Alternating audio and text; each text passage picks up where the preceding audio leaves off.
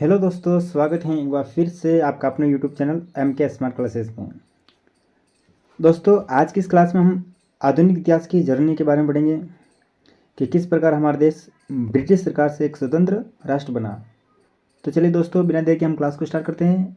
और हाँ दोस्तों, अगर आप चैनल पर नए हो तो चैनल को सब्सक्राइब करके बेल आइकन को ज़रूर दबा देना, ताकि हम जब भी इस तरह की क्लास अपलोड करें तो आपको समय पर नोटिफिकेशन मिलता रहे।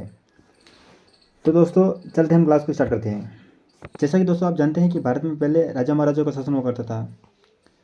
ठीक है, काफ़ी समय तक राजा महाराजाओं का शासन चलता रहा। उसके बाद दोस्तों भारत में मुगल शासक आ गए। 1526 ईस्वी में बाबर ने दिल्ली में मुगल साम्राज्य की स्थापना की थी और लगभग 200 वर्षों तक मुगल शासकों ने हमारे पर शासन किया था। उसके बाद दोस्तों मुगल शासन का जो अंतिम शासक था वो कौन था? बहादुर शाह जफर, जो लास्ट अंत 1858 तक दिल्ली के शासन से हटा दिया गया था, वो भी ब्रिटिश सरकार के द्वारा। उसके बाद दोस्तों उससे पहले भी भारत में मुगल शासकों से पहले भी भारत में अंग्रेज आ गए थे और अंग्रेजों ने एक रणनीति अपनाई, फूट डालो और राज करो। तो उस समय हमारे भारत में राजा महाराजा का शासन हुआ करता था। तो उस समय क्या हुआ कि अंग्रेजों ने हमारे राजा महाराजाओं को फूट डाल कर मतलब आपस में लड़वा कर खुद राज करने लगे थे। और धीरे धीरे उन्होंने ब्रिटिश सरकार ने क्या किया कि हमारे यहाँ पर विदेशी सामान लाकर और नई नई तकनीकें बताकर हमारे देश को बहकावे में डाल देकर खुद अपना शासन स्थापित कर दिया था। तो दोस्तों इस प्रकार से हम ब्रिटिश सरकार के हम क्या हो गए? एक गुलाम हो गए। तो दोस्तों ब्रिटिश सरकार से हमारा भारत एक स्वतंत्र राष्ट्र किस प्रकार बना और एक इस स्वतंत्र राष्ट्र के लिए कौन कौन से आंदोलन हुए, कौन कौन से अधिवेशन हुए तथा कौन कौन से अधिनियम बने, तो उनके बारे में हम आज की इस क्लास में पढ़ेंगे। तो दोस्तों शुरू करते हैं। आज़ादी की राह, भारतीय स्वतंत्रता का इतिहास। तो सबसे पहले दोस्तों आता है 10 मई 1857। दोस्तों 1857 की क्रांति के नाम से जाना जाने वाला जो आंदोलन था वो 10 मई 1857 को हुआ था, जिसको आज़ादी की चिंगारी के नाम से जाना जाता है। और दोस्तों मंगल पांडे के द्वारा इस आंदोलन की शुरुआत हुई थी। और इसकी शुरुआत जो आंदोलन की शुरुआत 10 मई को हुई थी वो मेरठ से शुरू हुई थी। और यही भारत का जो स्वतंत्रता आंदोलन का प्रथम संग्राम कहलाता है। ठीक है। और दोस्तों जो 1857 की क्रांति हुई थी उस समय जो सैनिक जो थे ना, मंगल पांडे और इनके साथ काफ़ी लोग थे, तो वो ईस्ट इंडिया कंपनी के सिपाही भारतीय सैनिक थे, उन्होंने ये आंदोलन शुरू किया था। उसके बाद दोस्तों 29 दिसंबर 1885 में भारतीय राष्ट्रीय कांग्रेस की स्थापना हुई थी। और भारतीय राष्ट्रीय कांग्रेस की स्थापना A.O. ह्यूम द्वारा की गई थी।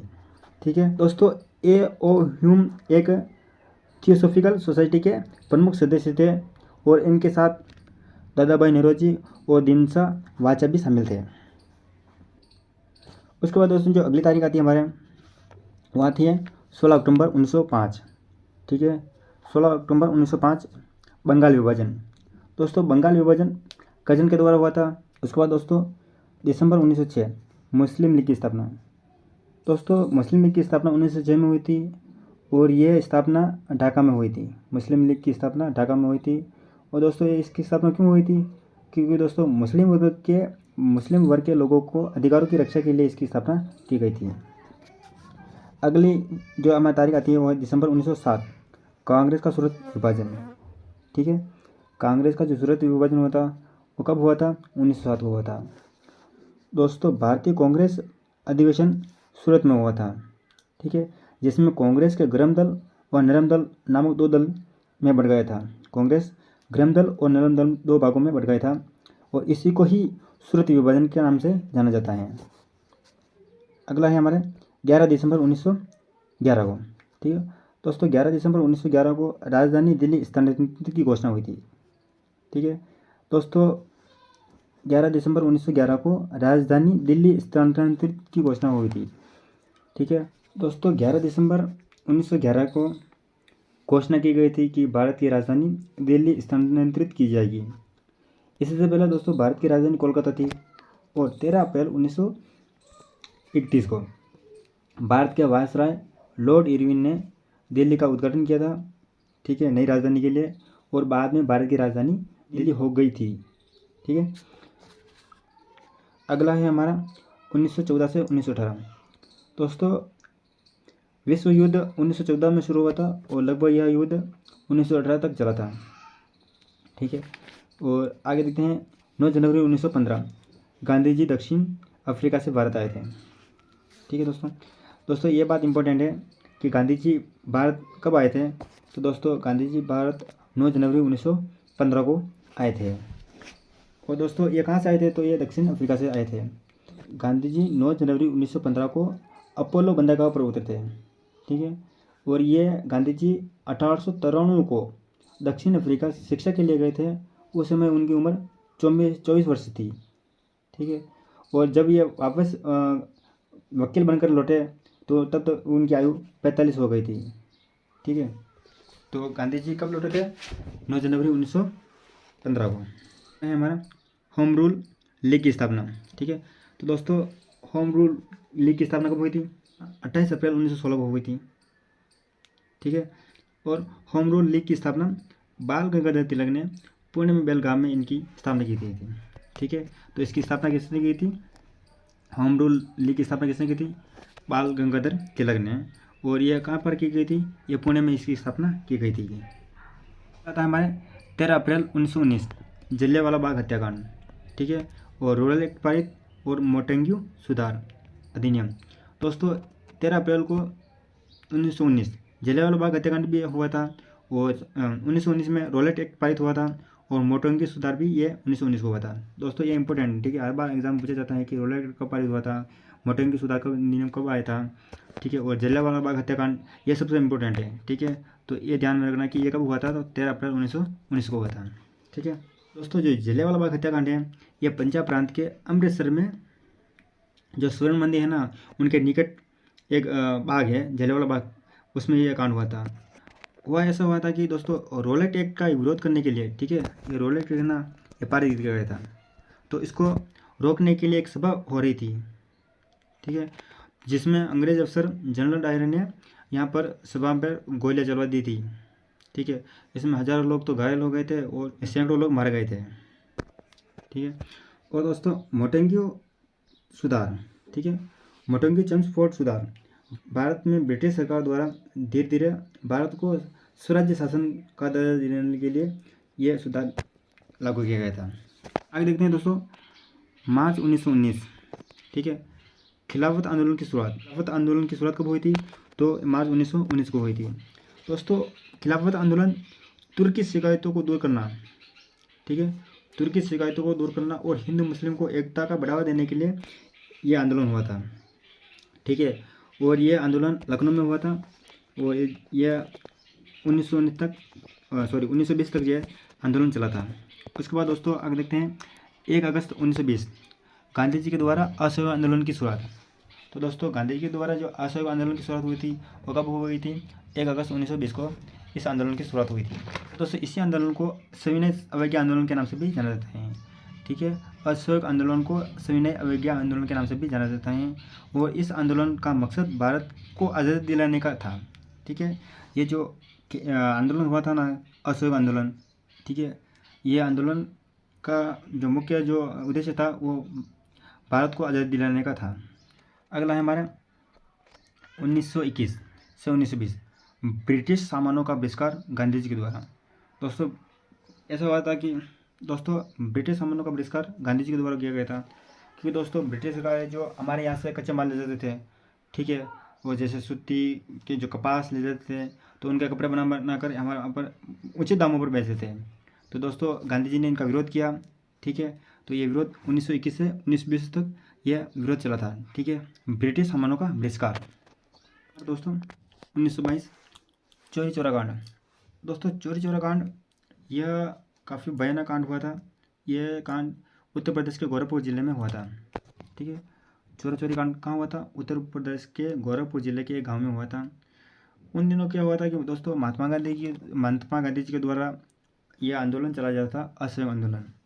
ठीक है, आंदोलन चल रहता था, और उन दिनों की बात है कि जब महात्मा गांधी जी का ये जो उद्देश्य था कि भारतीय स्वतंत्रता आंदोलन के दौरान जो अंग्रेज़ों के द्वारा जेल में बंद कर दिए गए नेता थे उनको आज़ाद होने की मांग उठा रहे थे। ठीक है, लेकिन उस दिन क्या हुआ कि लोगों ने गोरखपुर ज़िले के एक कस्बे में एक पुलिस चौकी पर हमला कर दिया गया था और पुलिस चौकी में आग लगा दी थी, जिसमें 22 पुलिसकर्मी और 3 नागरिक लोग मारे गए थे। इस घटना के कारण दोस्तों महात्मा गांधी जी ने यह आंदोलन बंद कर दिया गया था। ठीक है, क्योंकि दोस्तों गांधी जी ने जितने भी आंदोलन किए थे वह अहिंसात्मक आंदोलन शुरू किए थे और गांधी जी नहीं चाहते थे कि आंदोलन के दौरान किसी की मृत्यु हो या किसी की हिंसा हो। ठीक है, तो इस घटना के कारण दोस्तों महात्मा गांधी जी ने यह आंदोलन बंद कर दिया गया था। तो कौन सा आंदोलन बंद किया था? असहयोग आंदोलन। दोस्तों ये कब बंद कर दिया गया था? यह चोरी चोरी कांड होने के बाद दोस्तों ये आंदोलन बंद कर दिया गया था। अगला है 1 जनवरी 1923 स्वराज पार्टी की स्थापना। दोस्तों स्वराज पार्टी की स्थापना CR दास, ठीक है, CR दास और मोतीलाल नेहरू जी के द्वारा ये स्वराज पार्टी की स्थापना हुई थी।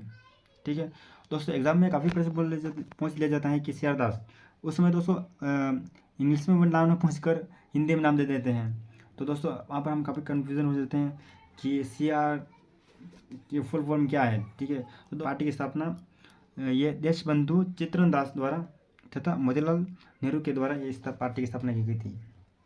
अगला दोस्तों है हमारे 1924 मोपला में दंगे हिंदू और मुस्लिमों के बीच। ठीक है दोस्तों, मोपला में जो दंगे हुए थे हिंदू मुस्लिम के बीच वो कब हुए थे? 1924 को हुए थे। अगला है दोस्तों 8 नवंबर 1927 ब्रिटिश सरकार द्वारा साइमन कमीशन गठित। दोस्तों ब्रिटिश सरकार द्वारा साइमन कमीशन गठित कब हुआ था? 1927 को हुआ था। ठीक है, और दोस्तों यह साइमन आयोग है जो 7 ब्रिटिश सांसदों का समूह था। ठीक है, जिनका गठन 8 नवंबर 1927 को हुआ था। तो दोस्तों ये साइमन कमीशन गठित क्यों हुआ था? क्योंकि दोस्तों भारत में संविधान सुधार के अध्ययन के लिए, ठीक है, भारत में संविधान सुधार के अध्ययन के लिए ये कमीशन गठित किया गया था और मोटेंग्यू चम्सफोर्ड सुधार की जांच करने के लिए भी यह गठन किया गया था। किसका? साइमन कमीशन का। अगला हमारा 31 दिसंबर 1929 लाहौर अधिवेशन। दोस्तों लाहौर अधिवेशन यह पंजाब प्रांत की राजधानी लाहौर है। ठीक है, और इस अधिवेशन में क्या हुआ कि नेहरू जी ने बहुत ही कम उम्र में इस अधिवेशन की अध्यक्षता की थी। ठीक है दोस्तों, यहाँ पर अधिवेशन हो गया।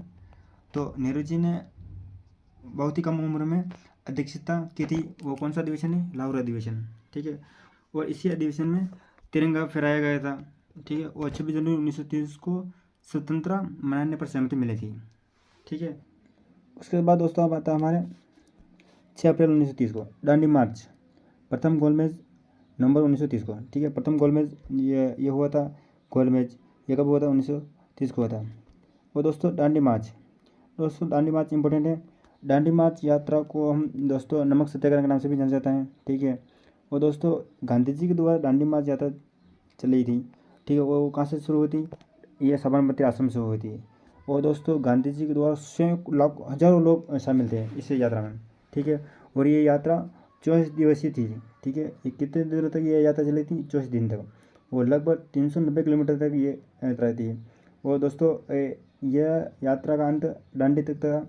और दोस्तों वहाँ पर गांधी जी ने 6 अप्रैल 1930 को खुद अपने हाथों से नमक बनाकर ये नमक कानून को समाप्त किया गया था। ठीक है, और दोस्तों यह जो दांडी मार्च यात्रा है, ये आंदोलन दोस्तों ये अहिंसात्मक आंदोलन था। यहाँ की दोस्तों इसमें जनहानि बिल्कुल नहीं हुई थी। ठीक है दोस्तों, आता हमारे मार्च 1931 गांधी इरविन समझौता। और द्वितीय गोलमेज कब हुआ था? ये 1931 हुआ था।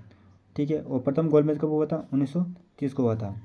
ठीक है, और सविनय अवज्ञा आंदोलन ये समाप्त कब हुआ था? ये भी 1931 को हो गया था। तो दोस्तों गांधी इरविन समझौता क्यों हुआ था? क्योंकि दोस्तों जो नमक आंदोलन पूरी दुनिया भर में फैल गया था। ठीक है, तो लॉर्ड इरविन की मुश्किलें बढ़ गई थी। किसकी? लॉर्ड इरविन की मुश्किलें बढ़ गई थी। तो उन्होंने ये गांधी जी के साथ ये समझौता मार्च 1931 को किया था। उसके बाद दोस्तों आता हमारे 23 मार्च 1931। ठीक है, भगत सिंह, राजगुरु और सुखदेव को फांसी दे दी गई थी।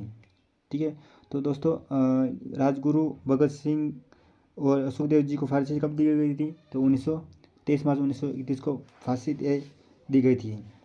दोस्तों आता हमारे 1932 गांधी जी के द्वारा सविनय अवज्ञा आंदोलन शुरू। ठीक है, दोबारा ये आंदोलन वापस शुरू किया था। पुनः पैक्ट और तीसरा गोलमेज ये कब हुआ था? 1932 में। दोस्तों ये इंपॉर्टेंट है कि प्रथम गोलमेज कब हुआ था? फर्स्ट गोलमेज ये 1930 को हुआ था। ठीक है, प्रथम गोल मैच कब हुआ था? 1930 को। ठीक है, वो द्वितीय गोल मैच द्वितीय जो गोल मैच हुआ था वो कब हुआ था? 1931 को। ठीक है, कब हुआ था द्वितीय गोल मैच? ये 1931 को हुआ था। और जो तीसरा जो गोल मैच हुआ था, ठीक है, तीसरा गोल मैच ये कब हुआ था? तो ये हुआ था 1932 को। ठीक है, ये इंपॉर्टेंट नहीं, ध्यान रखना। अगला आता है 4 अगस्त 1935 भारत सरकार अधिनियम। ठीक है, भारत सरकार अधिनियम ये 1935 को पारित हुआ था। ठीक है, वो भारत सरकार अधिनियम 1935 भारत की संविधान का प्रमुख स्रोत 1935 का अधिनियम है। ठीक है, भारत का जो संविधान है ना, उनका जो मुख्य स्रोत कौन सा है? 1935 का अधिनियम है। उसके बाद दोस्तों आता हमारे फरवरी 1937 प्रथम चुनाव हुए थे, उसमें से 11 में से 7 कांग्रेस पर विजय हुई थी। ठीक है, तो भारत के प्रथम चुनाव कब हुए थे? ये हुए थे 1937 को हुए थे। अगला है दोस्तों हमारे 1939 द्वितीय विश्व युद्ध। ठीक है, द्वितीय विश्व युद्ध कब हुआ था? 1939 में। और दोस्तों प्रथम विश्व युद्ध कब हुआ था?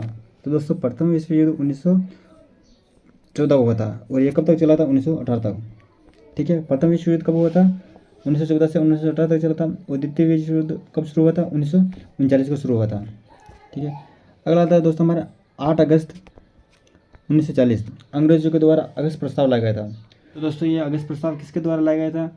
तो ये अगस्त प्रस्ताव भारत के वायसराय लॉर्ड लिन लियांगो के द्वारा लाया गया था। और दोस्तों इस प्रस्ताव में भारत के जो मुस्लिम लीग वर्गों के लिए उल्लेख किया गया था। और दोस्तों यह प्रस्ताव मुस्लिम वर्ग के लिए एक हत्या साबित हुआ था। अगला है दोस्तों 1941 सुभाष चंद्र बोस ने भारत छोड़ दिया था। अगला आता है इसमें 21 मार्च 1942 क्रिप्स मिशन भारत आया था। ये इंपॉर्टेंट दोस्तों, क्रिप्स मिशन भारत कब आया था? तो क्रिप्स मिशन भारत ये 1942 को आया था। ठीक है, और दोस्तों इस मिशन की अध्यक्षता सर स्टैटफोर्ड क्रिप्स ने की थी। ठीक है, इस मिशन की अध्यक्षता किसने की थी? स्टैटफोर्ड क्रिप्स ने इसकी अध्यक्षता की थी। उसके बाद दोस्तों मई 1942 को गांधी जी व क्रिप्स मिशन के मध्य वार्ता हुई थी। तो यह वार्ता कब हुई थी? 1942 को यह गांधी जी और क्रिप्स मिशन के मध्य वार्ता हुई थी।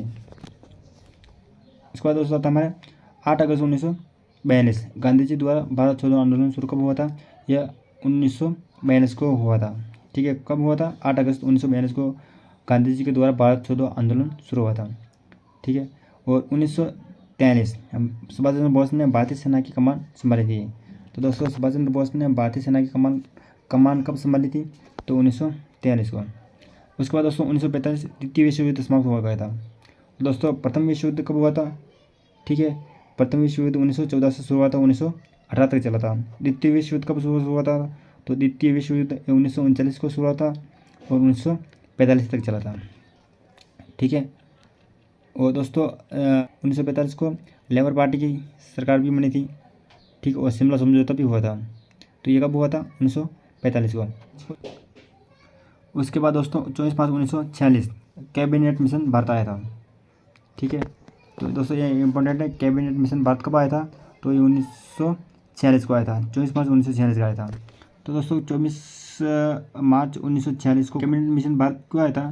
क्योंकि दोस्तों ब्रिटिश सरकार से भारतीय राजनीतिक नेतृत्व को सत्ता सौंपने की योजना पर चर्चा की जा सके, इसलिए कैबिनेट मिशन भारत आया था। ठीक है, अंग्रेजों के द्वारा सत्ता वापस हमें सौंपी दी जा रही थी, इसकी चर्चा के लिए कैबिनेट मिशन भारत आया था। उसके बाद दोस्तों 3 जून 1947 को भारतीय स्वतंत्रता विधेयक संसद में प्रस्तुत किए गए थे। ठीक है, तो 3 जून 1947 को भारतीय स्वतंत्रता विधेयक संसद में कब प्रस्तुत किए गए थे? तो 1947 को किए गए थे। ठीक है, और 15 अगस्त 1947 को भारत एक स्वतंत्र राष्ट्र घोषित हो गया था। तो हमारा देश आज़ाद कब हुआ था दोस्तों? तो ये हमारा देश 15 अगस्त 1947 को भारत एक स्वतंत्र राष्ट्र घोषित हो गया था। और उसके बाद दोस्तों 26 जनवरी 1950 को भारत का संविधान भी बनकर तैयार हो गया था। तो दोस्तों अभी जो भारत का जो संविधान है वर्तमान में, वो कब लागू हुआ था? 26 जनवरी 1950 को संविधान लागू हो गया था। दोस्तों अगर क्लास पसंद आए तो लाइक ज़रूर करना, और चैनल पर नए हो तो चैनल को सब्सक्राइब जरूर कर देना, ताकि हम जब भी इस तरह की क्लास अपलोड करें तो आप समय पर नोटिफिकेशन मिलता रहे। और दोस्तों सपोर्ट जरूर करें, क्योंकि दोस्तों क्लास बनाने में काफ़ी टाइम लगता है और काफ़ी मेहनत भी लगती है। ठीक है, तो दोस्तों एक छोटी सी क्लास थी जिसमें मैंने बहुत सारी जानकारी देने की कोशिश की है, और लेकिन कोई भी जानकारी छूट गई हो तो उससे लिए क्षमा करें। ठीक है, धन्यवाद दोस्तों।